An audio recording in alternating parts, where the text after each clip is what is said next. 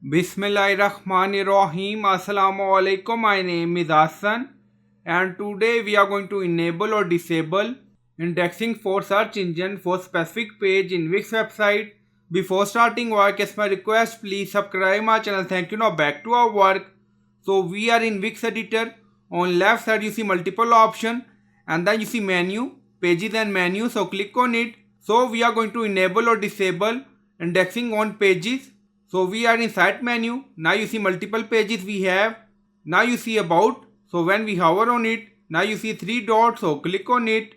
Now you see setting SEO basic. So click on SEO basic. So click on it. So we are in page setting about SEO basic. And then you see let search engine index this page. If you want, you can disable this option.